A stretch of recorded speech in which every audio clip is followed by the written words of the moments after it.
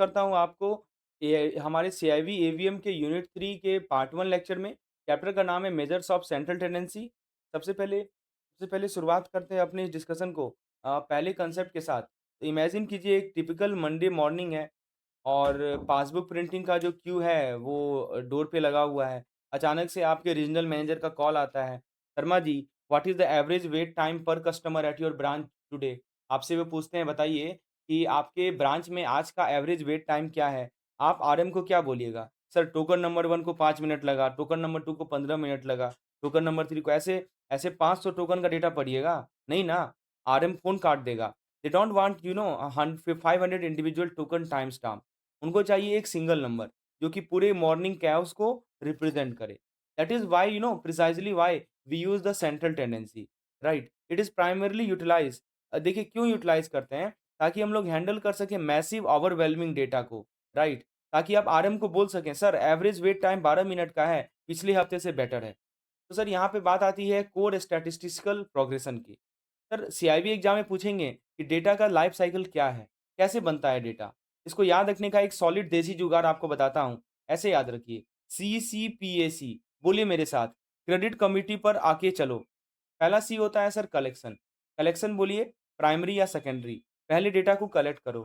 खुद ग्राउंड पे जाके सिविल लाया तो प्राइमरी, किसी और के ब्रांच का डेटा उठाया तो सेकेंडरी।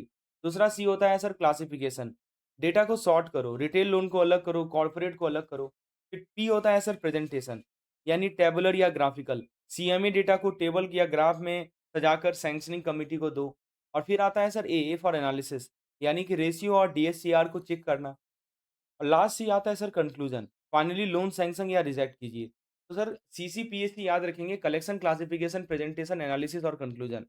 अब सर मैं आपको ले चलता हूँ Bowley's axiom and defining central tendency. एक बड़े स्टैटिस्टिशियन थे जिनका नाम था सर प्रोफेसर बॉली। उन्होंने एक ज़बरदस्त बात बोली थी, जिसको हम लोग पॉली एक्सियम बोलते हैं। पॉली भैया का कहना था कि measures of central tendency are a statistical constant allowing comprehension of the whole data set significant in a single effort. मतलब एक पूरे एनपीए पोर्टफोलियो का दर्द समझना है ना, तो हर एक अकाउंट देखने की आवश्यकता नहीं है। केवल एक एवरेज एनपीए परसेंटेज देख लो। क्या देख लो सर? एवरेज एनपीए परसेंटेज देख लो। एक झटके में पूरी पिक्चर समझ आ जाएगी। So how do we formally define the central tendency for the examination? The quantifiable tendency of raw data to cluster around a central or mid value. Sir मतलब सारा data घूम फिर कर ना किसी मिडिल नंबर के आसपास चिपक रहा है। सर आपको मैं बताता हूँ कि एक आइडियल मेजर के 7 प्रीरिक्विजिट क्या-क्या होते हैं। एक आइडियल एवरेज कैसा होना चाहिए? आईआईबीएफ यहाँ से डायरेक्ट क्वेश्चन उठाता है। टेक्स्ट बुक में 7 कंडीशन दी गई हैं। तो दोस्तों ब्रांच में ना कस्टमर जब लोन लेता है ना तो क्या बोलते हैं? राम से ईएमआई, राइट? तो रिजिडली डिफाइंड, मतलब कोई कंफ्यूजन नहीं होना चाहिए, फॉर्मूला फिक्स होना चाहिए। ऑल ऑब्जर्वेशन, यहाँ लिखा है ना सर ऑल ऑब्जर्वेशन, मतलब कि सारे ऑब्जर्वेशन पे बेस्ड होना चाहिए। हर कस्टमर का डेटा काउंट होना चाहिए। तीसरा sir mathematical treatment, capable of further mathematical treatment, ताकि बाद में ना और कैलकुलेशन कर सकें। एस होता है sir simple, simple to understand and calculate, यहाँ लेके लिखा है simple to understand and calculate. फिर लिखा है सर सैंपलिंग फ्लक्चुएशन, यानी resistant to sampling fluctuation. Sample change करने से एवरेज हिलना नहीं चाहिए। और सिक्स्थ क्या लिखा है सर? Extreme value. क्या लिखा है ना एक्सट्रीम वैल्यू, यानी दोस्तों resistant to undue influence from extreme value to और आउटलायर। एक विजय माल्या टाइप का आउटलायर आने से पूरा ब्रांच का एवरेज बैलेंस नहीं बढ़ना चाहिए। यानी एक आउटलायर, मान लीजिए विजय माल्या टाइप का एक आउटलायर आ गया, उससे पूरे ब्रांच का एवरेज बैलेंस नहीं बढ़ना चाहिए सर। और लास्ट का था इंटरप्रेट, मतलब easy to interpret for anyone reading the report. अब सुनिए सर, आईआईबीएफ ना आपके साथ दिमाग के साथ खेल खेलेगा। वो बोलेगा इनमें से कौन-सा स्टेटमेंट सही है सेंट्रल टेंडेंसी के आइडियल मेजर से? सर ऑप्शंस पढ़ने में बहुत अच्छा लगेगा। लिखेगा it should be highly sensitive to extreme value to capture the true essence of the data set. Sir पढ़ने में एकदम इंग्लिश लग रहा है, लेकिन ये गलत है सर। आपको बताया था एक आइडियल मेजर जो होता है ना, वो रेसिस्टेंट होता है undue influence from extreme value, not sensitive. Sir यहाँ पे सेंसिटिव वर्ड गलत है। Sensitive word is wrong. यहाँ पे क्या होना चाहिए? रेसिस्टेंट वर्ड यूज़ होना चाहिए, रेसिस्टेंट होना चाहिए। सर अगर अकाउंट में मान लीजिए 100 करोड़ आ गया, कितना आ गया सर? 100 करोड़ अकाउंट में आ गया और बाकी सब में ₹100 है। अब सोचिए एक अकाउंट में 100 करोड़ आ गया और बाकी सब में ₹100 है, तो फिर हमारा जो एवरेज है 100 करोड़ से अफेक्ट नहीं होना चाहिए, ये रेसिस्टेंट होना चाहिए। समझ में आया सर? ये बहुत इंपॉर्टेंट रूल है। चलिए, आपको मैं ले चलता हूँ अगले स्लाइड की ओर। और सर एक टाइम आता है एवरेज टैक्सोनॉमी, यानी कौन है ब्रांच का बॉस? देखिए, जब हम सेंट्रल टेंडेंसी निकालते हैं ना, तो हमारे पास 3 प्राइमरी टूल होते हैं। एक होते हैं मीन, मीडियन और मोड। सर इन तीनों में सबसे बड़ा बॉस कौन है? इन तीनों में सबसे बड़ा बॉस है हमारा मीन। मीन स्टैंडर्ड है sir. It is the most universally applied single descriptive measure. जैसे हर ब्रांच में एक सीनियर क्लर्क होता है ना, जो काउंटर सँभालता है, यूनिवर्सली अप्लाइड है, सिंपल टू कंप्यूट है और सिंपल टू इंटरप्रेट है। Simple to compute, simple to interpret. अब इस मीन के आगे ना 3 सब क्लासिफिकेशन है। समझ लीजिए ना, मीन के 3 बच्चे हैं, एवरेज में अरिथमेटिक मीन, ज्योमेट्रिक मीन और हार्मोनिक मीन। अब इन 3 बच्चों का नाम मत भूलिएगा, क्योंकि आईआईबीएफ यहाँ से अपना सबसे खतरनाक ट्रैप बिछाता है। तो सर सुनिए, ट्रैप की बात कर लेते हैं। एक होता है ideal versus reality trap.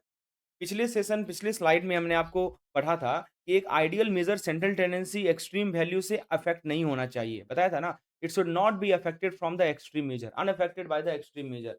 Sir, पर रियलिटी पता है क्या है? अरिथमेटिक मीन का फॉर्मूला आपको पता है ना सर क्या है? You know the formula of arithmetic mean? That is how much x bar is equal to summation of x divided by n, यही फॉर्मूला है ना? यानी वो डेटा सेट की हर एक ऑब्जर्वेशन को इंक्लूड करता है। They include each and every observation. They include all observation of data set, right? Data set की सभी ऑब्जर्वेशन को इंक्लूड करता है। अगर ब्रांच में 1000 कस्टमर ₹500 डिपॉजिट कर रहे हैं ना, और कॉर्पोरेट कस्टमर अचानक 50 करोड़ डाल दे, तो आपका ब्रांच का एवरेज हिल जाएगा, राइट? तो सर अरिथमेटिक मीन याद रखिएगा, यहाँ पे क्या ट्रिक है कि arithmetic mean inherently violate the rule of being resistant to extreme value. Sir arithmetic mean जो है ना, वो रेजिस्टेंट नहीं है एक्सट्रीम वैल्यू से। वो रेजिस्टेंट नहीं है एक्सट्रीम वैल्यू से, सेंसिटिव है। एग्ज़ामिनर यहीं पे कॉन्ट्रडिक्शन पूछेगा और आपको साफ-साफ कहना है, "yes sir, mean is affected by the extreme value." ये सबसे बड़ा कॉन्ट्रडिक्शन है। अब ट्रैप नंबर 2 पे आ जाइए, क्योंकि बोलता है mathematical treatment trap. Sir exam में क्वेश्चन आएगा, "भैया, हमें 2 ब्रांच का कंबाइंड एवरेज निकालना है, कौन-सा एवरेज यूज़ करें?" सर याद रखिएगा कि आंसर क्या है? मीन है। What is the answer? Answer is the mean. Right, क्यों? क्योंकि मीडियन प्योरली पोज़िशनल होता है। समझ में आ रहा है सर? मीडियन जो होता है ना, वो प्योरली पोज़िशनल होता है और मोड जो है प्योरली फ्रीक्वेंसी बेस्ड होता है। ये दोनों फर्दर मैथमेटिकल ट्रीटमेंट के रिक्विज़िट को फ़ेल कर देते हैं। हम लोग आगे बात करेंगे सर मीन मीडियन का, मीडियन और मोड का। चलिए, आई होप यहाँ तक क्लियर है सर। अब मैं आपको ब्रेन जुगाड़ बता देता हूँ। तो देखिए, आपको यदि आइडियल आपसे पूछा जाए, इमेजिन कीजिए ना, आपके ब्रांच में ऑडिट चल रही है। एकदम स्ट्रिक्ट खड़ूस रीजनल इंस्पेक्टर आया है जिसका नाम है एल्बर्ट। वो रूथलेस है। जब वो आता है ना, तो स्टाफ की हवा टाइट हो जाती है। तो इस निमोनिक को बस याद रखिए। आर से रिजिडली डिफाइंड, यू से अंडरस्टैंडेबल, ए से ऑल ऑब्जर्वेशन, राइट? मतलब दोस्तों सिंपल टू कंप्यूट, मतलब it must include every data point. M से दोस्तों मैथमेटिकली ट्रीटमेंट, एस से होता है सैंपलिंग फ्लक्चुएशन, यानी रेसिस्टेंट टू सैंपलिंग, रेसिस्टेंट होना चाहिए सर।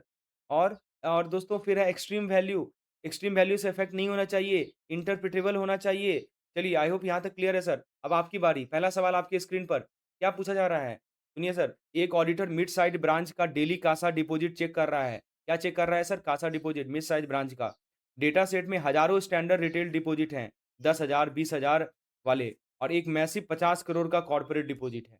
मैक्सिमम जो रिटेल डिपॉजिट है वो 10,000 से लेकर 20,000 वाले हैं, और एक मैसिव 50 करोड़ का कॉर्पोरेट डिपॉजिट है। अगर ऑडिटर ने अरिथमेटिक मीन यूज़ किया, तो आइडियल मेजर की कौन-सी थ्योरेटिकल कंडीशन कॉम्प्रोमाइज़ या वायलेट हो जाएगी? Option A, it must be based on the all the observation. Option B, it must be capable of further mathematical treatment. Option C, it should not be unduly affected by extreme value. Option D, it should be rigidly defined. Sir, arithmetic mean जो होता है ना, total sum करता है। वो अकेले 50 करोड़ का outlier पूरे एवरेज को हवा में उड़ा देगा। समझ रहे हैं ना? ये जो 50 करोड़ का जो आउटलायर है, राइट? इसको ये जो आउटलायर है सर, ये पूरे एवरेज को हवा में उड़ा देगा। ये रूल को वायलेट कर रहा है कि ideal measure should resist the extreme value. What is the correct answer? Option number C is the correct answer. चलिए, क्वेश्चन नंबर 2 पे आते हैं। क्वेश्चन नंबर 2 क्या कह रहा है कि प्रोफेसर बॉले का फाउंडेशनल प्रिंसिपल के हिसाब से जब bank massive quantity of loan default data process करता है, तो एवरेज निकालने का अल्टीमेट ऑपरेशनल ऑब्जेक्टिव क्या होता है? What is the ultimate operational objective of utilising an average? Option A, to spread the data into an array to identify the median positional risk. B, to comprehend the significance of the whole data set. C, to isolate and extract the extreme value. D, to transition the data from primary collection stage into secondary graphical presentation. Sir, RM आपसे 500 account का data नहीं माँगता, professor बॉले ने clearly बोला कि average are statistical constraint जो large data को एक सिंगल वैल्यू में कंडेंस करता है, ताकि आप आपकी पूरी पिक्चर एक सिंगुलर एफर्ट में समझ सकें, right? That is the role of the mean और any kind of average.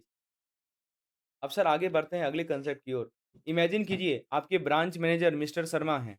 Mister Sharma को अब देखिए, शर्मा जी ने एक दिन जोनल ऑफिस को रिपोर्ट भेजते टाइम बोलते हैं, "अरे भाई, लास्ट 5 डे का एवरेज डे कासा डिपॉजिट निकाल के देना ज़रा।" उन्होंने क्या माँगा आपसे? पिछले 5 दिन का एवरेज डेली कासा डिपॉजिट। अब आप रजिस्टर खोलते हैं, मंडे टू फ्राइडे के सारे डिपॉज़िट लेते हैं, 10 लाख, 15 लाख, 12 लाख, 18 लाख, 20 लाख। आप क्या कीजिएगा? सिंपली इन पाँचों को ऐड कीजिएगा और 5 से डिवाइड कर दीजिएगा, बस एवरेज निकल गया। सर यही होता है हमारा arithmetic mean of the raw data. लेकिन अभी पिक्चर बाकी है। अचानक जो जोनल ऑफिस से ना एक मेल आता है, provide the average loan amount disburse across 500 customer. आपसे वो पूछ रहे हैं, बताओ भाई 500 कस्टमर में कितना एवरेज लोन अमाउंट डिसबर्स किए? अब सोचिए सर, मैनुअली ऐड कीजिएगा ना, आप फँस गए आप। अब देखिए, स्लैब स्लैब का मतलब समझते हैं ना? 0 टू और उसको भी लिखा है सेगमेंटेड इंटू स्लैब। 0 से 5 लाख का स्लैब है, 5 लाख से 10 लाख का स्लैब है, ऐसे करके स्लैब में बँटा हुआ है। अब सर आप फँस गए। 500 इंडिविजुअल लोन फाइल को मैनुअली ऐड कीजिएगा, ज़िंदगी बीत जाएगी। यहाँ पे हम लोग यूज़ करते हैं किस चीज़ का पता है? ग्रुप डेटा फ़ॉर्मूला का, जिसको हम फ्रीक्वेंसी और मिड पॉइंट का यूज़ करके सेम ब्रांच एवरेज इंस्टेंटली निकालते हैं। तो सर सीआईबी के सिलेबस में अरिथमेटिक मीन को इतनी इज़्ज़त क्यों दी जा रही है? क्योंकि arithmetic mean is the most ubiquitous measure of central tendency, right? इसको कहा गया है most ubiquitous measure, right? Used in the statistical analysis. Sir ubiquitous का मतलब जो ब्रांच की चाय की तरह हर जगह पाया जाता है।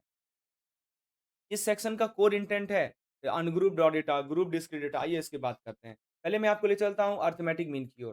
सर अगर कोई आपसे पूछे ना अरिथमेटिक मीन क्या है, तो फैंसी इंग्लिश नहीं बोलना है, सिंपल बोलना है, it is the mathematically defined as the simplest and the most widely used measure of the average. सबसे ज़्यादा यूज़ होता है सर, ठीक है। निकालते कैसे हैं? सिंपल सी बात है, टोटल सम ले लीजिए न्यूमरेटर में और total count of the number से डिवाइड कर दीजिए। टोटल पैसा divided by total account, game over. Total पैसा कितना है, वो न्यूमरेटर में डाल दीजिए और टोटल अकाउंट कितना है, वो डिनोमिनेटर में डाल दीजिए। बस यही तो करना है, राइट? लेकिन सर, यहाँ पे फ़ॉर्मूला की बात करते हैं। यदि हमारे पास अनग्रुप्ड या रॉ डेटा है, तो फ़ॉर्मूला क्या है? जब आपके पास बेसिक अनक्लासिफाइड डेटा सेट हो ना, जैसे अपने मिस्टर शर्मा के 5 दिन के फिगर, तो फ़ॉर्मूला मैथमेटिकली ऐसा दिखता है। X bar is equal to summation of xi, i is equal to 1 to i is equal to n upon n। यहाँ पे डरने का नहीं है सर, ये एलियन लैंग्वेज नहीं है। ये जो x1, x2, x3, x4 लिखा है ना सर, ये रिप्रेजेंट कर रहा है n individual observation of the variable x। n is the total number of observation, n क्या है हमारा 5 दिन है, राइट? तो सर सुनिए, यहाँ से आएगा प्रैक्टिकल न्यूमेरिकल। एग्ज़ाम में क्या होगा, आपको मीन दे देगा और एक डेटा और एक दिन का डेटा मिसिंग कर देगा। आपकी बुक में एक एग्ज़ाम्पल दिया हुआ है। अगर मान लीजिए रॉ डेटा सेट में 10 ऑब्जर्वेशन है, कितने ऑब्जर्वेशन है सर? 10 ऑब्जर्वेशन है। उनका मिसिंग ऑब्जर्वेशन को आइसोलेट कर सकते हैं। कैसे? आप अलजेब्रिकली उस मिसिंग ऑब जो एक ऑब्जर्वेशन मिसिंग है, आपको 10 ऑब्जर्वेशन दिया हुआ है, 30 मीन दिया हुआ है, उसमें से एक जो ऑब्जर्वेशन है ना वो मिसिंग है, आपको वो पता लगाना है। तो वो कैसे पता लगा सकते हैं? तो देखिए सिंपल सा लॉजिक है कि 10 आइटम का यदि एवरेज 30 है, तो समेशन ऑफ एक्स यानी टोटल सम कितना हो जाएगा? टोटल सम क्या हो जाएगा सर? 10 गुने 30 यानी 300। अब मान लीजिए उन्होंने 9 आइटम का टोटल 275 दिया हुआ है। कितना दिया हुआ है सर? 275 दिया हुआ है, राइट? तो बस क्या कीजिए ना, आपसे पूछा है कि 10th आइटम क्या होगा? तो क्या कीजिए 275 plus x is equal to 300। X आपका आ जाएगा 25, समझ रहे हैं ना? तो अगर सिस्टम मीन बोल रहा है कि ड्रॉअर में टोटल ₹300 होने चाहिए थे और गिनती करने पर 275 मिल रहा है, तो मिसिंग वैल्यू क्या है? ₹25, सिंपल सी बात है। अब ज़रा बात करते हैं ग्रुप डेटा की।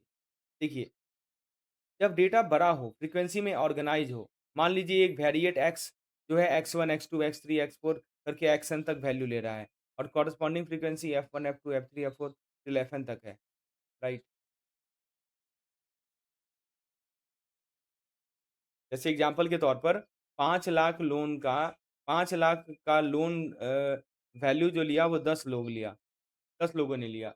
5 लाख लोन का वैल्यू 10 लोगों ने लिया। 10 लाख लोन का वैल्यू 20 लोगों ने लिया। यहाँ पे फ़ॉर्मूला को चेंज करना पड़ेगा। क्या फ़ॉर्मूला होता है? Summation of f i x I upon summation of f I, right? Her x को उसके एफ से मल्टीप्लाई करो, उन सब का टोटल निकालो और उनको टोटल फ्रीक्वेंसी से डिवाइड कर दो। अब सर यहाँ पे क्रिटिकल कंसेप्ट की बात कर लें, वो है class mark for continuous data. देखिए, जब हम ग्रुप कंटीन्यूअस डेटा से डील करते हैं ना, मतलब डेटा जो रेंज में ऑर्गेनाइज़ है, जैसे 20 से 30, तो एक बहुत बड़ा कन्फ्यूजन होता है फॉर्मूला एक्सआई में। क्या कन्फ्यूजन होता है? सुनिए मेरी बात। XI variable in the group formula strictly represent the class mark. XI क्या रिप्रेजेंट करता है सर? ये क्लास मार्क रिप्रेजेंट करता है। क्लास मार्क बोलिए या मिड पॉइंट बोलिए। इसको क्लास मार्क बोलते हैं या मिड पॉइंट बोलते हैं, ऑफ ईच रिस्पेक्टिव क्लास। मान लीजिए ज़ोनल ऑफिस ने ब्रांच से सीएमए डेटा माँगा, लोन प्रपोज़ल को स्लैब में डाला है।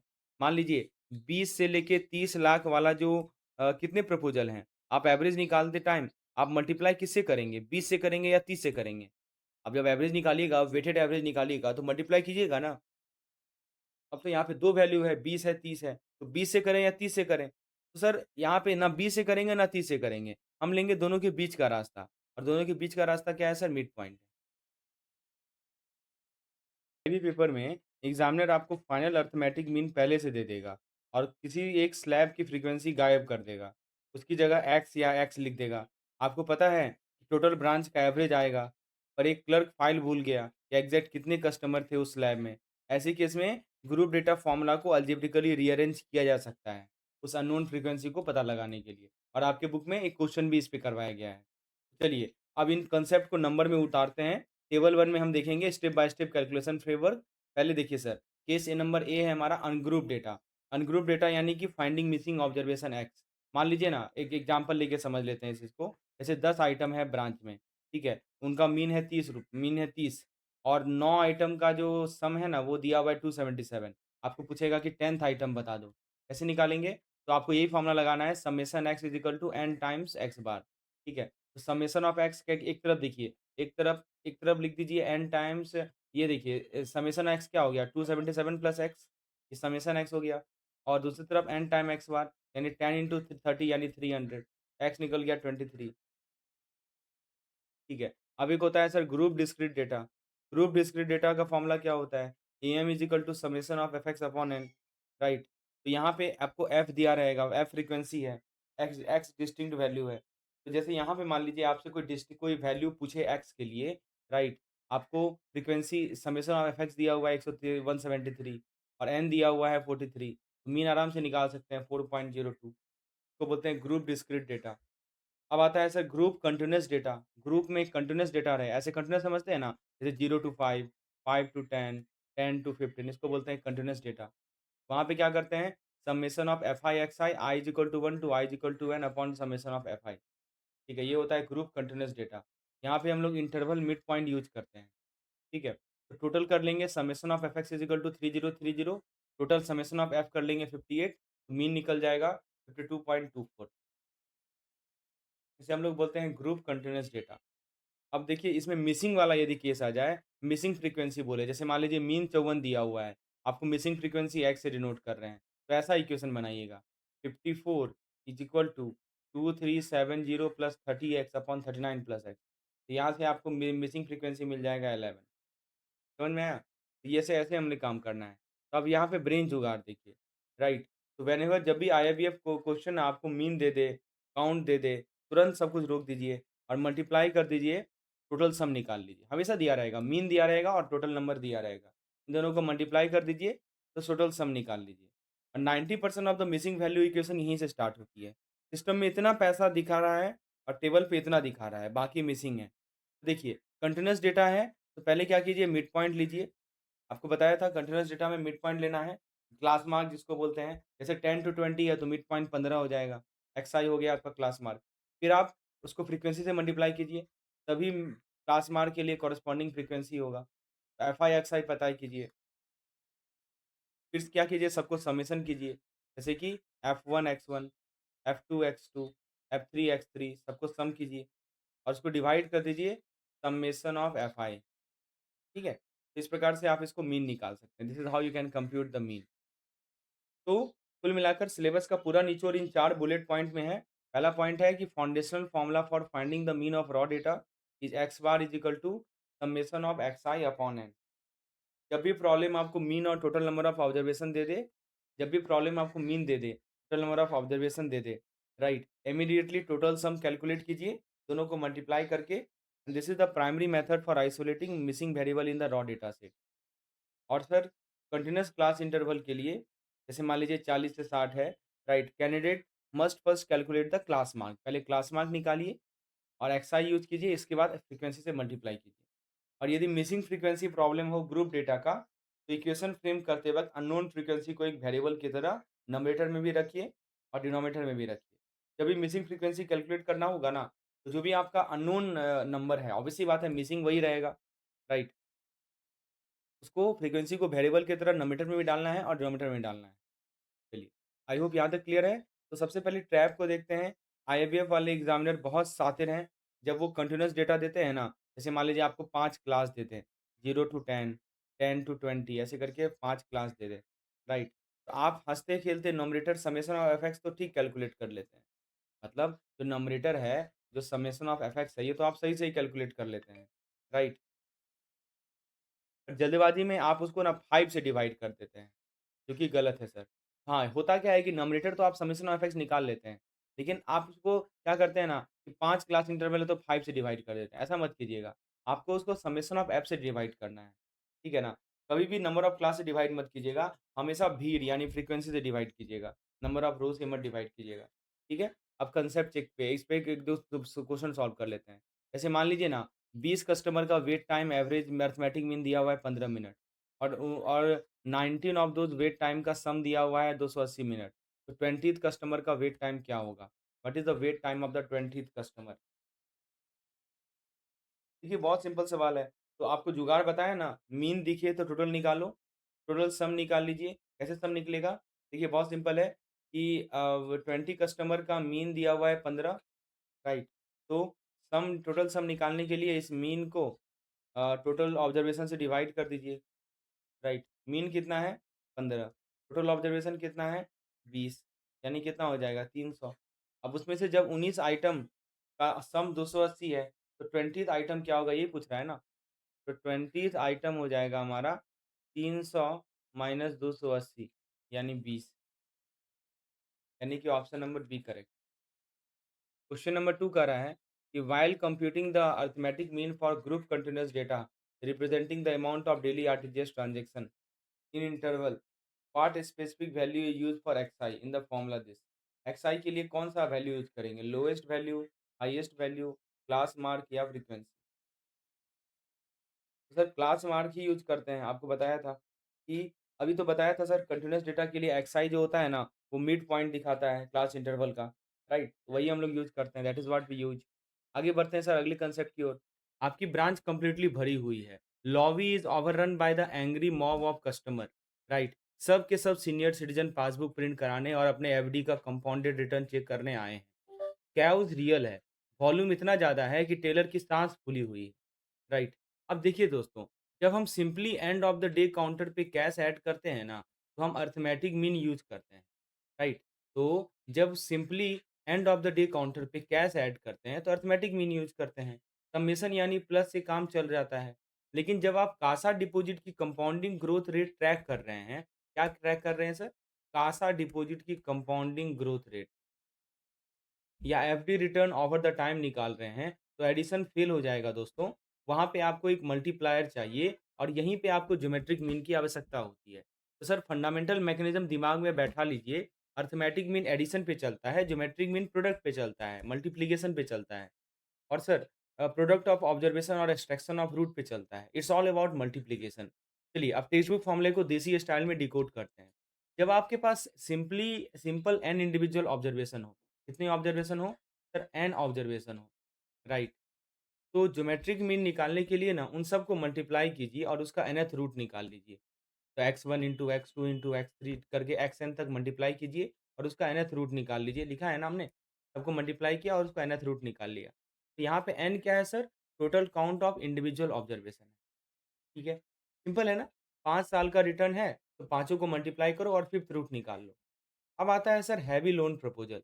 जब डेटा ग्रुप्ड हो ना यानी फ्रीक्वेंसी के साथ हो, तब वैल्यू को उसकी फ्रीक्वेंसी के पावर में रेज़ करते हैं और जो रूट एक्सट्रैक्ट होता है वो सारी फ्रीक्वेंसी का सम होता है। देखिए, क्या किया? वैल्यू x1 है, इसका फ्रीक्वेंसी f1 है। वैल्यू x2 है, इसका फ्रीक्वेंसी f2 है, xn है, इसका फ्रीक्वेंसी fn है, राइट? और फिर इसको अंडर रूट n किया, राइट? तो जब जब डेटा ग्रुप्ड हो, यानी फ्रीक्वेंसी के साथ हो, तो वैल्यू को उसकी फ्रीक्वेंसी की पावर में रेज़ करो और जो रूट एक्सट्रैक्ट होता है, वो सारी फ्रीक्वेंसी का सम होता है। n क्या होता है sir? n is equal to summation of fi, ठीक है? यही फ़ॉर्मूला है आपके सामने, gm is equal to x1 to the power f1, x2 to the power f2, dot, dot, dot, dot, dot, xn to the power fn to the power 1 upon n, ठीक है? यहाँ पे स्मॉल f क्या है? Small f है frequency of each observation और capital N क्या है? Sum of all frequency. Summation of fi बोलते हैं यानी सम ऑफ ऑल द फ्रीक्वेंसी, ठीक है? तो चलिए ये बाउंसर लग रहा है आपको, रुक जाइए। मुझे पता है यहाँ पे वर्किंग बैंकर फँस जाते हैं, इसलिए मैं लाया हूँ आपके लिए स्पेशल जुगाड़। इस डेंजरस ग्रुप फ़ॉर्मूला को दिमाग में परमानेंटली एंकर करने के लिए ना, वापस उस कैओटिक एफडी लॉबी को विजुअलाइज़ कीजिए। कैंडिडेट हमेशा भूल जाते हैं कि फ्रीक्वेंसी को मल्टीप्लाई करना है या एक्सपोनेंट बनाना है और रूट में नंबर ऑफ कैटेगरी n आएगा या टोटल कस्टमर आएगा। तो सुनिए, इस ट्रिक को अपने दिल पे लिख लीजिए। क्या लिखा है? Frequent flyer to the roof, total crowd at the root. क्या लिखा है पहला line? Frequent flyer to the roof. Sir एक स्पेसिफिक कस्टमर रिक्वेस्ट की फ्रीक्वेंसी एफ इतनी हाई है कि टेलर तंग आकर उसकी फाइल को छत पे फेंक देता है। छत पे फेंक दिया सर। इसीलिए ग्रुप फॉर्मूला में फ्रीक्वेंसी हमेशा एक्सपोनेंट बनकर ऊपर चला जाता है। इसे हम लोग लिखते हैं x to the power f. समझिए, एक कस्टमर की रिक्वेस्ट की फ्रीक्वेंसी इतनी हाई है कि टेलर तंग आकर ना उसकी फाइल को रूप पे फेंक देता है। इसीलिए ग्रुप फ्रीक्वेंसी में फ्रीक्वेंसी हमेशा एक्सपोनेंट बढ़कर ऊपर आ जाता है, यानी पावर में आ जाता है। तो क्या लिखते हैं? X to the power f. और फिर क्या लिखा है? Total crowd at the root. मतलब कि लॉबी में खड़ी पब्लिक का वजन इतना ज़्यादा है कि ब्रांच की फाउंडेशन ज़मीन के अंदर धँस गई है। राइट? लिखा है ना? The sheer weight of total crowd standing in the lobby forces the foundation of the branch deep into the ground. Right? तो जो रूट आपको एक्सट्रैक्ट करना है ना, वो हमेशा total sum of all people standing in the branch होगा। क्या होगा sir? Total sum of all the people standing in the branch. N क्या हो जाएगा? समेशन ऑफ एफ हो जाएगा। कभी भी सिर्फ क्यू लाइन का नंबर नहीं लेना, नहीं होगा। ठीक है? तो वही फ़ॉर्मूला आप देख सकते हैं, यहाँ पे लिखा है इन्होंने x1 to the power f1 into x to the power f2 xn to the power fn whole to the power 1 upon n। Right? n क्या है आपको बताया? Total crowd at the roof. n है समेशन ऑफ f। राइट। तो वही आपको बताया कि लॉबी में खड़ी पब्लिक का वज़न इतना ज़्यादा है कि ब्रांच की फाउंडेशन ज़मीन के अंदर धँस गई है। जो रूट आपको एक्सट्रैक्ट करना है, वो हमेशा total sum of all people standing in the branch. तो इसीलिए जो पावर में रूट लिखा है ना, वो 1 1 अपॉन टोटल n है। n क्या है? समेशन ऑफ f, ठीक है। अब ज़रा ट्रैप पे आ जाइए। तो पहला ट्रैप है sir multiplier versus exponent trap. सुनिए, वो ऑप्शन में ना x को f से मल्टीप्लाई कर देंगे, ऐसे लिख देंगे x into F instead of आप ये नहीं करके ये कर देंगे। आप जल्दबाजी में अरिथमेटिक मीन का हैबिट लगा दीजिएगा। सर बच के रहिएगा, फ्रीक्वेंसी हमेशा छत पे जाएगी, पावर पे जाएगी, ज्योमेट्रिक मीन में, याद रखिएगा। जब भी आपका ये कंटीन्यूअस वाला केस हो, कंटीन्यूअस डिस्ट्रीब्यूशन वाला केस हो, उस केस में जीएम निकालना हो, ज्योमेट्रिक मीन निकालना हो, तो जो फ्रीक्वेंसी है ना, वो हमेशा छत पे जाएगी मतलब पावर में जाएगी। क्लियर है? अच्छा दूसरा ट्रैप देखिए, वो फ़ॉर्मूला में ना, फ़ॉर्मूला का जो रूट होता है, उसमें कैपिटल N की जगह स्मॉल n डाल देंगे। क्या करेंगे? आपको क्या चाहिए? कैपिटल N चाहिए ना, 1 अपॉन कैपिटल N लिखते हैं ना, तो क्या करेंगे? स्मॉल n डाल देंगे। राइट? अब स्मॉल n डाल देंगे। अब दोस्तों स्मॉल इन क्या होता है? नंबर ऑफ कैटेगरीज़ होते हैं। और देखिए जैसे मान लीजिए 3 कैटेगरीज़ हैं और टोटल 150 कस्टमर हैं, राइट? तो हम ऑप्शन में क्या हमें हमें ऑप्शन में ऐसा दिया रहेगा √3 जबकि करेक्ट आंसर क्या होगा? √150। समझ रहे हैं ना? देखिए 3 क्या हैं? 3 कैटेगरीज़ हैं, लेकिन कस्टमर कितने हैं? 150 हैं। तो समेशन ऑफ n तो 150 हुआ ना सर? समेशन ऑफ n तो 150 हुआ ना? पावर हमेशा 150 लेना है।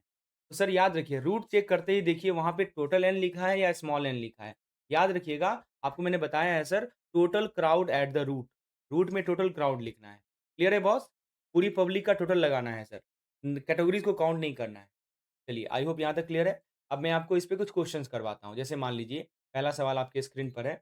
एक कैंडिडेट्स हैं और एन अपॉन एन आपको बताया ना सर, यहाँ पे एक बार मैं फिर से बता दूँ कि देखिए मान लीजिए कि डेटा में से केवल 4 वैल्यू दी गई हैं। जैसे मैं एग्ज़ाम्पल लेके समझाता हूँ। जैसे आपको 4 वैल्यू दे दिया है 1, 2, 3, 4 तो जल्दबाज़ी में कैंडिडेट को लगता है कि एन 4 है, तो 4th रूट निकाल लेते हैं।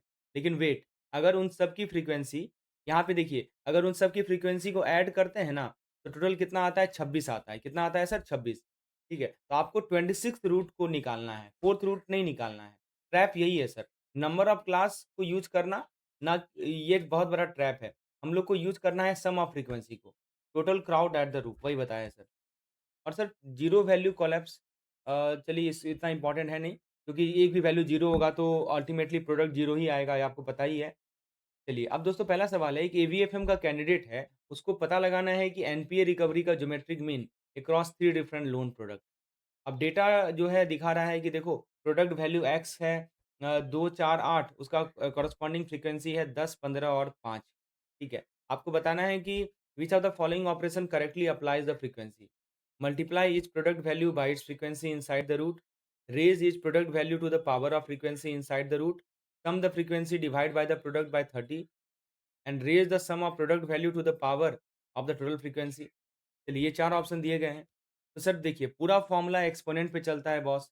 In the computation of the geometric mean for group data and observation की फ्रीक्वेंसी ये डिक्टेट करती है कि वो ऑब्जर्वेशन अपने आप से कितनी मल्टीप्लाई होगी।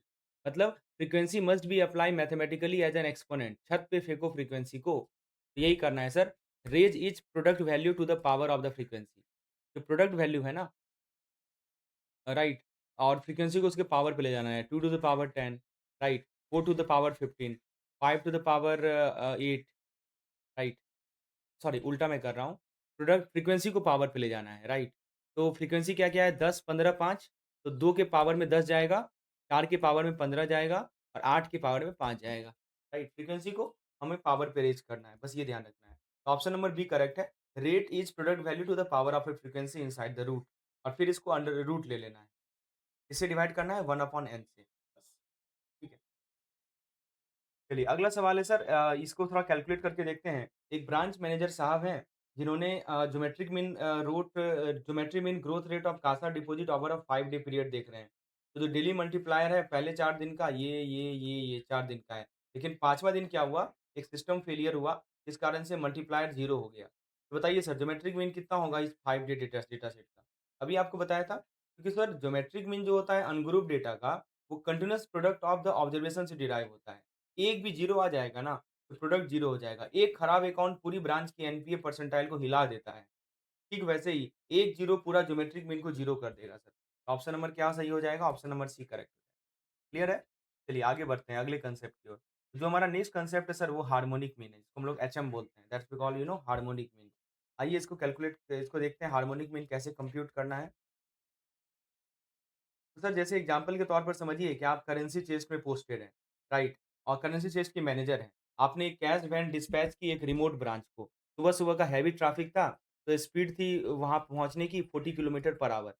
लेकिन वापस आते टाइम रोड एकदम खाली था, तो वैन दौड़ी 60 किलोमीटर पर आवर के दौर के रफ्तार से। अब आपके ज़ोनल मैनेजर कॉल करते हैं, "हेलो, वैन की एवरेज स्पीड बताओ मुझे लॉजिस्टिक रिपोर्ट के लिए।" तो अगर आपने जोश-जोश में जेडएम सर को बोला कि 40 प्लस 60 डिवाइडेड बाय 2 यानी कि 50 किलोमीटर पर आवर, तो भाई आपने प्रमोशन भूल गए। आप अपना प्रमोशन भूल गए। भूल जाइए। क्यों अपना प्रमोशन भूल जाइए?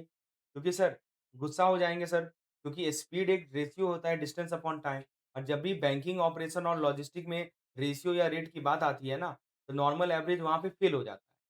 जब भी आपका लॉजिस्टिक की बात आ जाए, ध्यान दीजिएगा सर, बैंकिंग में लॉजिस्टिक की बात आ जाए या ऑपरेशन की बात आ जाए, तो वहाँ पे एवरेज निकालना फेल हो जाता है। तो वहाँ पे एक हमें चाहिए harmonic mean.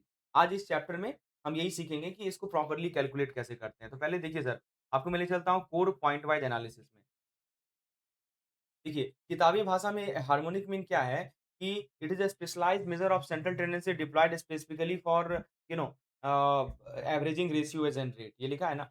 Specialised measures of central tendency design specifically for averaging ratios and rate, as as we can see it here mention. और सर ध्यान दीजिएगा यहाँ पे, इसका देसी भाषा में बोलते हैं, कि जब भी डेटा नॉर्मल नंबर ना होके 2 अलग-अलग यूनिट के रेशियो हों, जब भी डेटा नॉर्मल नंबर ना होके 2 अलग-अलग यूनिट के रेशियो, जैसे 1 किलोमीटर है, 1 ऑवर है, तो नॉर्मल अरिथमेटिक मीन काम नहीं आएगा। यहाँ पे आपको हार्मोनिक मीन ही लगाना पड़ेगा। और ध्यान दीजिएगा, अरिथमेटिक मीन, ज्योमेट्रिक मीन और हार्मोनिक मीन आपस में कनेक्टेड होते हैं, राइट? सबसे पहले मैं आपको पॉइंट वाइज़ एनालिसिस बताता हूँ। देखिए हार्मोनिक मीन में क्या लिखा है। ये सबसे best measure of central tendency है। जब डेटा सेट की वैल्यू ऐसी हो, ratio of 2 variable with different measure, लिखा है ना? Consist of ratios of 2 variable with different measure. ये रेट या रेशियो का एवरेज निकालने का अनडिस्प्यूटेड गोल्ड स्टैंडर्ड है, हार्मोनिक मीन। सबसे बेस्ट तरीका है सर। अब देखिए क्रेडिट डिपार्टमेंट वालों, सीएमए डेटा बनाते टाइम ध्यान दीजिएगा, जब आप हैवी लोन प्रपोज़ल प्रोसेस करते हैं और अलग-अलग फाइनेंशियल रेट जैसे पीई रेशियो का ट्रू एवरेज निकालना होता है, तो हार्मोनिक मीन को ही यूटिलाइज़ किया जाता है। जैसे मान लीजिए हमारी कैश वैन का एग्जांपल, एवरेज स्पीड कैलकुलेट करने के लिए इट इज़ फंडामेंटली यूज्ड, क्योंकि स्पीड इन्हेरेंटली 2 डिस्टिंक्ट मेजरिंग यूनिट का रेशियो होता है। अब मैं आपको इसका फॉर्मूला एप्लीकेशन बताता हूँ। देखिए, तो अब आते हैं कैलकुलेशन वाले पार्ट पर। तो सबसे पहले देखिए अगर डेटा मान लीजिए छोटा है और सीधा-सीधा दिया है, इसको बोलते हैं अनक्लासिफाइड डेटा। क्या बोलते हैं sir? Unclassified data set. Rule simple है, आप क्या कीजिए टोटल नंबर ऑफ ऑब्जर्वेशन को सम ऑफ रेसिप्रोकल से डिवाइड कर दीजिए। दिखा है ना? n हो गया हमारा नंबर ऑफ ऑब्जर्वेशन, n क्या हो गया सर? नंबर ऑफ ऑब्जर्वेशन और उसको डिवाइड कर देंगे रेसिप्रोकल से, सम ऑफ रेसिप्रोकल से। 1/x1, 1/x2 dot, dot, dot ऐसे करके सम कर दीजिए। ठीक है? इसको याद रखने का बेस्ट मस्त तरीका बताता हूँ। एचएम बोले तो उल्टा-पुल्टा मीन, नीचे सबको उल्टा करके जोड़ो, ऊपर टोटल नंबर को छोड़ दो। पहले वैल्यू का रेसिप्रोकल कीजिए, उसको आपस में जोड़िए और टोटल काउंट को सम से डिवाइड कर दीजिए। ये तो हो गया आपको एचएम, हार्मोनिक मीन निकालने का तरीका। लेकिन सर ये तो अनग्रुप डेटा में रहा, अनग्रुप या रॉ डेटा। लेकिन यदि ग्रुप डेटा हो तो क्या करेंगे? जब ब्रांच में फुटफॉल बढ़ जाए और डेटा बड़ा हो, फ्रीक्वेंसी डिस्ट्रीब्यूशन हो, तब फॉर्मूला स्केल हो जाता है। हर ऑब्जर्वेशन की फ्रीक्वेंसी इंक्लूड करनी पड़ती है। तो आपकी जो बुक में है ना, राइट? तो उन्होंने क्या किया है कि F1 अपॉन X1, राइट? तो यहाँ पे देखिए x1, x2, x3, x4 क्या है सर? ऑब्जर्वेशन है और फ्रीक्वेंसी क्या है? f1, f2, f3, f4, fn तक और n क्या है? सबका सम है, राइट? तो हार्मोनिक मीन निकालने का क्या तरीका है? n हमारा न्यूमरेटर में summation of fi upon xi, i is equal to 1 to i is equal to n, ये हार्मोनिक मीन निकालने का तरीका होता है, ठीक है? चलिए, तो फ्रेंड्स यहाँ पे याद रखिएगा चैप्टर समरी में मैंने एक अलजेब्रिक रिलेशनशिप की बात करी है कि एजीएम में क्या रिलेशनशिप होता है। तो आप हमेशा याद रखिएगा सर अरिथमेटिक मीन जो होता है ना, ज्योमेट्रिक मीन से ज़्यादा है, हार्मोनिक मीन से ज़्यादा है। ठीक है? तो ऐसे याद रखिए अरिथमेटिक मीन आपके ज़ोनल मैनेजर है, ज्योमेट्रिक मीन समझिए ब्रांच मैनेजर है और हार्मोनिक मीन कैशियर है, क्लर्क है।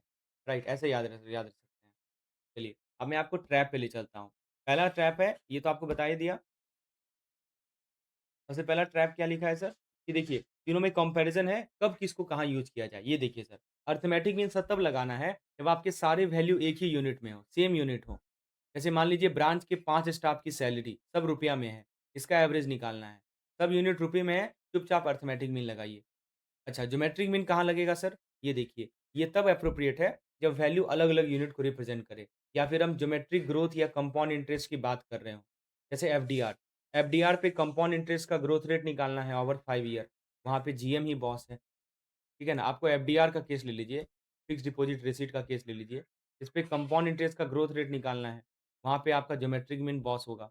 तीसरा केस होता है सर हार्मोनिक मीन, ये स्ट्रिक्टली तब एप्रोप्रिएट होता है, जब आपका डेटा ना ratios of 2 variable with different measure हो। क्या हो सर?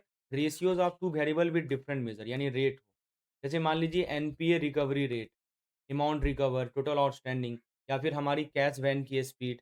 जब भी ऐसा 2 अलग-अलग यूनिट आपस में टकराए ना, वहाँ पे केवल हार्मोनिक मीन ही चलेगा। जैसे आप देखिए ना जब आप स्पीड बोलते हैं, तो एक है आपका डिस्टेंस और एक है आपका टाइम। 2 अलग-अलग चीज़ें हैं, राइट? ये टकरा रही हैं आपस में, तो वहाँ पे केवल हार्मोनिक मीन चलेगा। अब सर टेक्स्ट बुक का वार्निंग देख लीजिए, राइट? यहाँ पे क्या लिखा है सर?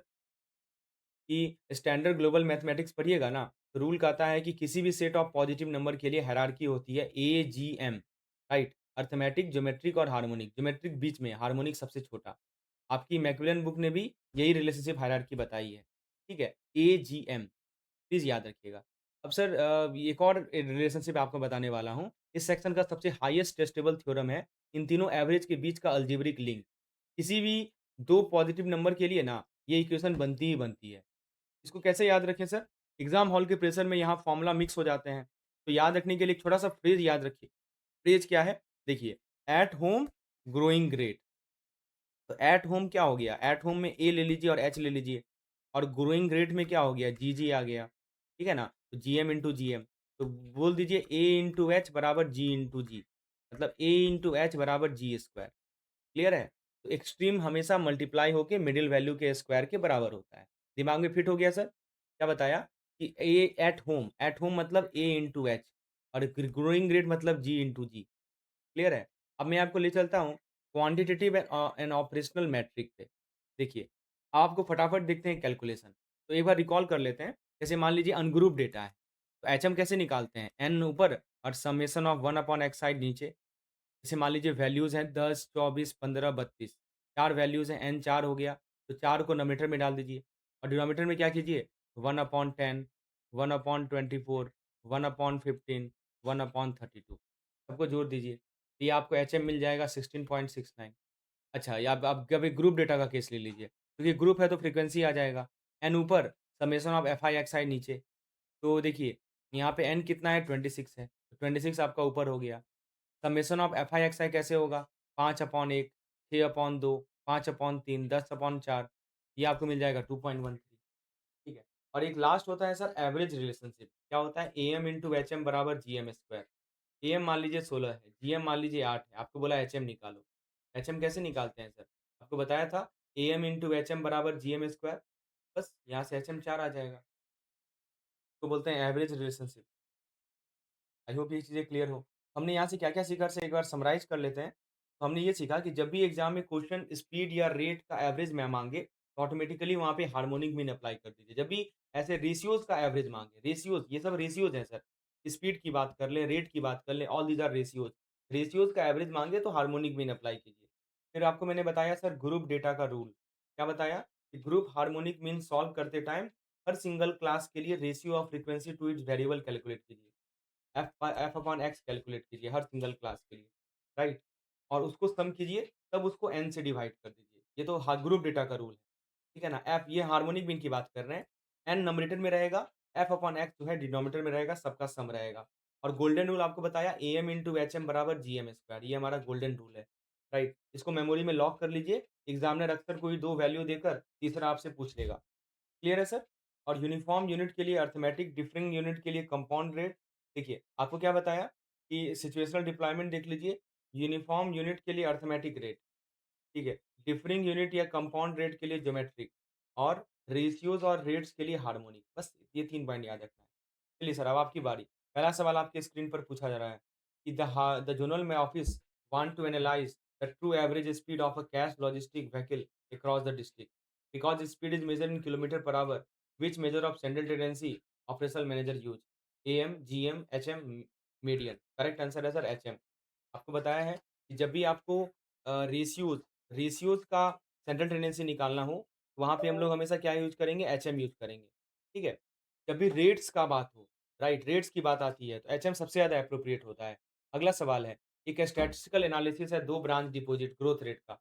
देखा गया अरिथमेटिक मीन 25 है, जीएम 15 है, एचएम बताना है। सर आपको बताया था एएम इंटू जीएम बराबर सॉरी एएम इंटू एचएम बराबर जीएम स्क्वायर ए इंटू एच बराबर जी स्क्वायर। ए कितना दिया हुआ है सर 25, जी कितना दिया हुआ है? जी 15 है, एच को एच लिख दीजिए बराबर 15 स्क्वायर, एच कितना हो जाएगा?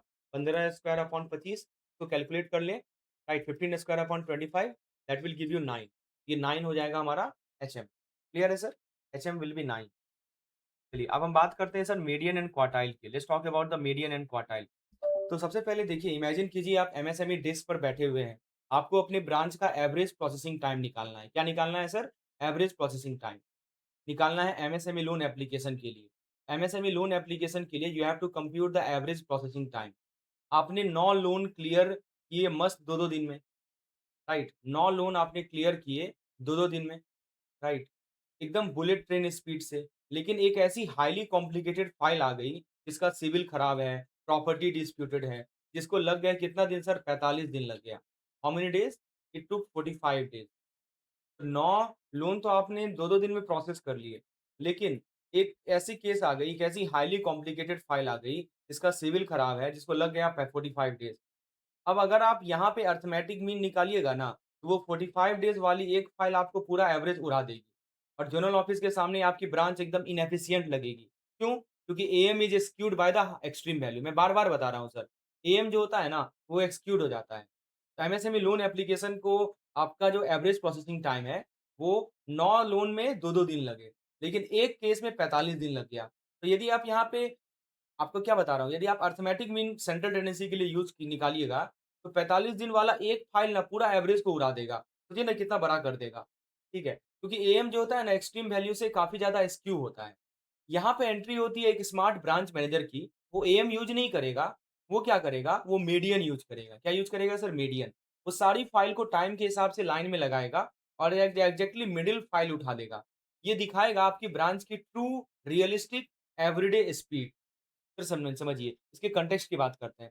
देखिए, इसका कोर इंटेंट यही है, पहले मैं आपको मीडियन का सिंपल मतलब है absolute middle value, right? Of a statistical distribution. ये वो एग्ज़ैक्ट वैल्यू है, जो आपके डेटा सेट को 2 कंप्लीटली इक्वल पार्ट में डिवाइड कर देता है। मतलब समझिए ना कि ऐसा है कि जैसे मान लीजिए कि एक लाइन बना हुआ है, let me give you an example. Suppose this is take this line, right? ये वो पॉइंट है, 50% ऑब्जर्वेशन इसके नीचे और 50% ऑब्जर्वेशन इसके ऊपर, आधा नीचे, आधा ऊपर, राइट? बिल्कुल लंच टाइम पे हमारी ब्रांच की तरह। अब सर इसका प्रोसीड्यूरल प्रीरिक्विज़िट क्या है वो देखिए। पहला क्या है सर? तो दोस्तों रॉ डेटा पे डायरेक्ट मीडियन फॉर्मूला मत मत लगा दीजिएगा। The first prerequisite is data sorting. क्या है सर? Data sorting. मतलब raw data set must first be arranged in order of magnitude. Raw data set must be arranged in the order of magnitude, right? या तो छोटे से बड़ा करो ascending order करो या बड़े से छोटा करो डिसेंडिंग ऑर्डर करो, राइट? तो ये पहला काम करना है। Raw data set must be arranged in the order of magnitude that's called data sorting. अच्छा फिर आता है पोजिशनल वर्सेस कैलकुलेटेड एवरेज। ये क्या होता है? ये डिस्टिंक्शन बहुत हाईली टेस्टेबल है। आईवीएफ इस पे एमसीक्यू बनाता है। देखिए अरिथमेटिक मीन जो होता है ना, अरिथमेटिक मीन वो क्या होता है? कैलकुलेटेड एवरेज है। Arithmetic mean is a calculated average क्योंकि इसमें अलजेब्रिक समेशन यानी जोड़ना घटाना होता है। लेकिन जो मीडियन होता है ना सर, उसको बोलते हैं हम लोग पोजिशनल एवरेज। क्या बोलते हैं? Positional average. क्योंकि इसकी वैल्यू इसकी लोकेशन या पोजीशन पर डिपेंड करती है सॉर्टेड लिस्ट के अंदर, राइट? तो अरिथमेटिक मीन कैलकुलेटेड एवरेज है और मीडियन हमारा पोजिशनल एवरेज है। अरिथमेटिक मीन को कैलकुलेटेड मीन एवरेज क्यों बोलते हैं? क्योंकि इसमें अलजेब्रिक समेशन यानी जोड़ना घटाना होता है। और मीडियन को पोजिशनल एवरेज क्यों बोलते हैं? क्योंकि इसकी लोकेशन या पोजीशन पर वैल्यू डिपेंड करती है। अब आता है सर क्वार्टाइल। क्वार्टाइल की बात करते हैं। सर मीडियन डेटा को 2 हिस्सों में बाँटता है। मीडियन क्या करता है? डेटा को 2 पार्ट में बाँटता है, अभी हमने डिस्कस करा था। लेकिन क्वार्टाइल डेटा सेट को ना 4 पार्ट में बाँटता है। 1, 2, 3, 4, राइट? जैसे हमारा फाइनेंशियल ईयर का Q1, Q2, Q3, Q4 में होता है। 4 इक्वल पार्ट में बाँटता है सर। कौन? Quartile. Median 2 part, quartile 4 part. अब एक लॉजिक लगाइए, एक रस्सी को 4 टुकड़ों में काटने के लिए कितने कट लगाने पड़ते हैं सर? केवल 3 कट लगाना पड़ता है। 4 टुकड़ा में काटना है ना, 3 कट लगाना पड़ता है। तो उसी तरह से एक डिस्ट्रीब्यूशन को यदि आपको 4 ग्रुपिंग में डिवाइड करना है, तो क्वार्टाइल सिस्टम ना 3 डिवाइडिंग पॉइंट को यूटिलाइज़ करता है। वो 3 डिवाइडिंग पॉइंट क्या-क्या हैं? Q1, Q2, Q3। Q1 को बोलते हैं लोअर क्वार्टाइल यानी कि 25% डेटा इससे नीचे होंगे, 25% डेटा इससे नीचे होंगे। मीडियन को बोलते हैं मिडल मिडल यानी एब्सोल्यूट मिडल यानी 50% डेटा और अपर क्वार्टाइल होता है सर हमारा 75% डेटा, इसके नीचे होंगे। एग्ज़ाम में क्वेश्चन आएगा, इंटर क्वार्टाइल रेंज क्या है? तो दोस्तों बताइएगा इंटर क्वार्टाइल रेंज क्या है? It is a specific statistical measure of variability. It is specific statistical measure of variability, right? या data dispersion around the median. ये कैलकुलेट कैसे होता है? लिखा है ना, it is specific statistical measure of variability और data dispersion around the median. ये कैलकुलेट कैसे होता है? ये कैलकुलेट होता है utilising the positional value of Q1, Q2, Q3। समझ में आया सर? तो चलिए ये बातें क्लियर है। पहला वर्ड याद रखिएगा, सॉर्ट करना आवश्यक है। हम लोग हमेशा क्या होता है ना, मीडियन में सॉर्टिंग भूल जाते हैं। हमेशा उसको असेंडिंग ऑर्डर या डिसेंडिंग ऑर्डर में अरेंज कीजिए। ये पहला लॉजिक है सर जो हमें याद रखना है। चलिए, अब मैं आपको ले चलता हूँ इंटर क्वार्टाइल रेंज हमने बताया आपको, यस। तो ग्रुप डेटा का तो समझ में आया सर। अनग्रुप डेटा का क्या नियम है? मान लीजिए एचआर डिपार्टमेंट ने आपसे ब्रांच के स्टाफ का परफॉर्मेंस अप्रेजल स्कोर माँगा। क्या माना? ब्रांच में जितने भी स्टाफ हैं, उनका परफॉर्मेंस अप्रेजल स्कोर बताओ, राइट? तो डेटा छोटा है, लेकिन केस 2 तरह के हो सकते हैं। एक ऑड हो सकते हैं या एक इवन हो सकते हैं। चलिए, पहले हम लोग बात करते हैं केस नंबर ए जहाँ पे ऑड हो। क्या हो सर? ऑड हो। अगर मान लीजिए टोटल नंबर ऑफ काउंट जो है ऑड है, ऑड क्या है sir? Number of observation odd है। नंबर ऑफ ऑब्जर्वेशन जो है ना वो ऑड है। नंबर ऑफ ऑब्जर्वेशन यदि ऑड है, राइट? तो ज़िंदगी एकदम सिंपल है। एक सिंगल परफेक्टली सेंटर्ड ऑब्जर्वेशन आपका मीडियन बन जाएगा। क्या हो जाएगा मीडियन का फ़ॉर्मूला? n+1/2th observation. जैसे मान लीजिए एग्जाम्पल के तौर पर, एक एग्जाम्पल लेते हैं इसको समझने के लिए। जैसे एचआर ने क्या किया, एचआर ने 9 एम्प्लॉयी का डेटा दिया, 34, 32, 48, 38, 24, 30, 27, 21, 35। अब रुक जाइए सर। यहाँ पे आई थिंक इन्होंने करवाया है, चलिए मैं आपको बता ही देता हूँ। यहाँ पे सर क्या करना है, सीधा फ़ॉर्मूला मत लगा दीजिएगा, पहले सॉर्ट कीजिए असेंडिंग ऑर्डर में। पहले लिखेंगे 21, 24, 27, 30, 32, 34, 35, 38 और 48 पहले असेंडिंग ऑर्डर में अरेंज कर लिए। एन काउंट कीजिए कितना है, 1, 2, 3, 4, 5, 6, 7, 8, 9। स्मॉल एन 9 हो गया, राइट। अब देखिए मीडियन क्या होगा, आपको बताया था n + 1/2th, यानी दोस्तों फिफ्थ ऑब्जर्वेशन। तो फिफ्थ ऑब्जर्वेशन हमारा क्या होगा, मीडियन होगा। अब सर फिफ्थ ऑब्जर्वेशन है क्या? 1, 2, 3, 4, 5 ये है फिफ्थ ऑब्जर्वेशन। ये जो 32 है that is our fifth observation. तो मीडियन क्या हो जाएगा हमारा, 32 हो जाएगा। क्लियर है सर? चलिए, तो ये केस नंबर ए था जहाँ पे हमारा ऑब्जर्वेशन जो हो ऑड हो। केस नंबर बी होता है जहाँ पे हमारे पास ऑब्जर्वेशन एवन होता है। एवन नंबर ऑफ ऑब्जर्वेशन होता है। अब आप मान लीजिए, अब आप क्रेडिट सैंक्शनिंग कमिटी के लिए 10 हेवी लोन प्रपोज़ल का टर्न अराउंड टाइम निकाल रहे हैं। 10-10 के लिए टीएटी निकाल रहे हैं। तो बताइए सर, जब टोटल काउंट इवन होता है, तो कोई एक सिंगल मिडल वैल्यू तो होती नहीं है। यहाँ पे हमें 2 सेंट्रल वैल्यू का एवरेज निकालना पड़ता है। समझे? तो क्या लेंगे, n/2th ऑब्जर्वेशन लेंगे और n/2th + 1 ऑब्जर्वेशन लेंगे। जैसे सेम सिनेरियो लीजिए, ठीक है? आपके लोन 10 लोन है, उसका टीएटी मैं यहाँ पे लिख देता हूँ आपको, ठीक है? 10 लोन ज़्यादा हो गया। चलिए 10 लोन ठीक है। 20 है, 25 है, 17 है, 18 है, 8 है, 15 है, राइट 22 है, 11 है। पहले तो असेंडिंग ऑर्डर में अरेंज कीजिए कर दीजिए। और तो n = 10 हो गया जी, 10 लोन है ना, तो n/2 क्या हो जाएगा? n/2 आपको n/2 हो जाएगा 5। तो फिफ्थ और सिक्स्थ जो ऑब्जर्वेशन है उसको लीजिए, पहले तो असेंडिंग ऑर्डर में अरेंज कीजिए, फिर फिफ्थ और सिक्स्थ वाला जो ऑब्जर्वेशन है उसको लीजिए, उसको जोड़िए और 2 से डिवाइड कर दीजिए, तो आपको मिल जाएगा मीडियन। समझ में आया? चलिए, अब मैं आपको बताता हूँ कि मीडियन ऑफ ग्रुप डेटा कैसे निकालते हैं। जब आप सोचिए आरओ ने पूरे ज़ोन के हज़ारों अकाउंट का फ्रीक्वेंसी डिस्ट्रीब्यूशन भेज दिया। यहाँ आप उँगली पे काउंट काउंट करके मिडल नहीं निकाल सकते।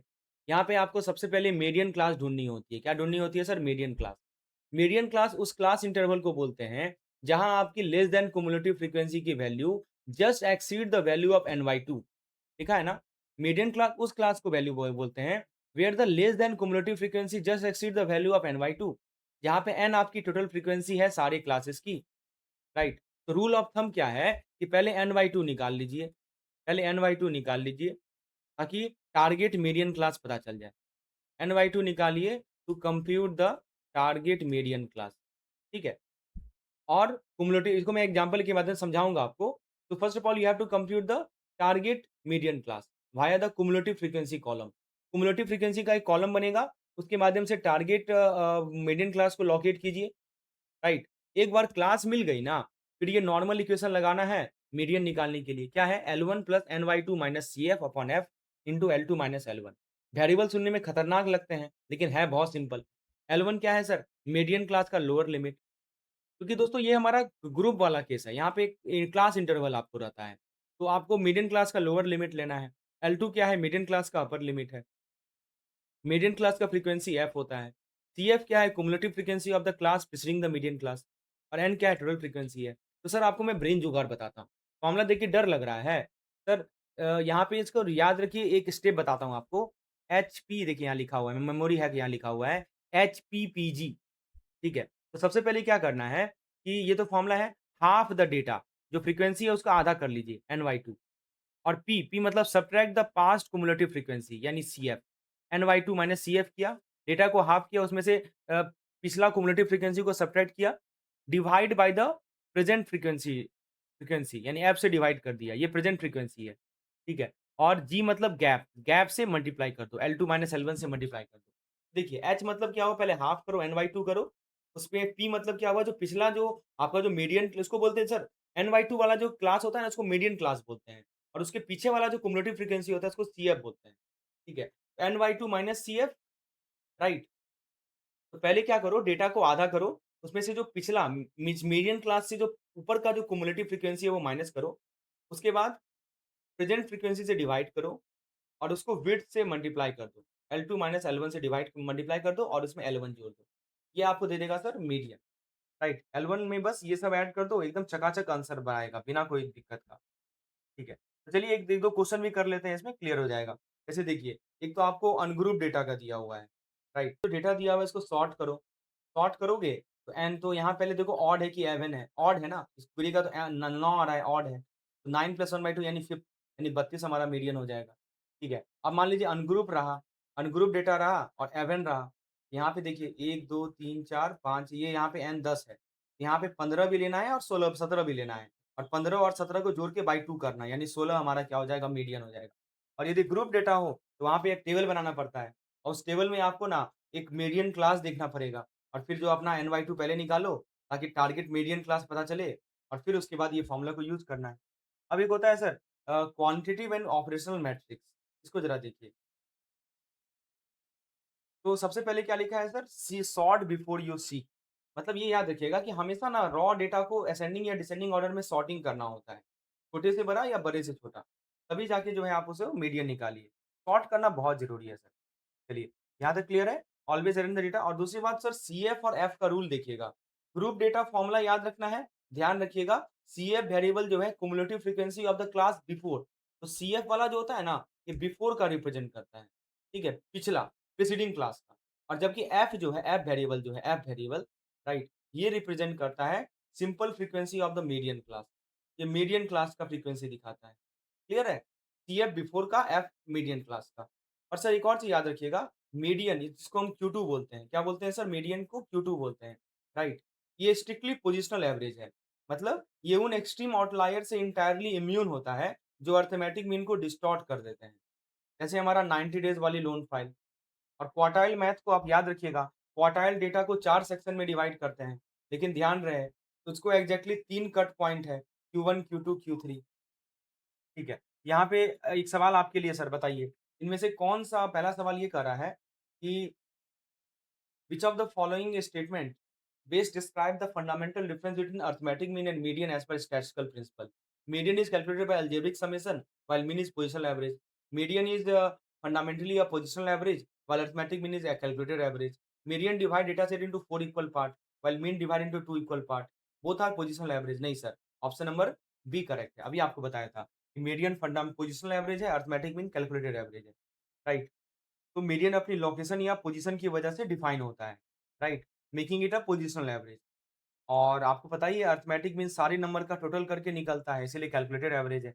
अब देखते हैं देखिए क्वेश्चन नंबर 2 क्या कर रहा है कि when utilising the group data interpretation formula for computing the median, what does the CF represent? उसमें सीएफ क्या रिप्रेजेंट करता है? बार-बार रिपीट किए सर। सीएफ होता है ना आपके मीडियन क्लास की जो प्रीसीडिंग क्लास है उसका फ्रीक्वेंसी, उसका cumulative frequency. Yes, the cumulative frequency of the class preceding the median class. Option number C correct.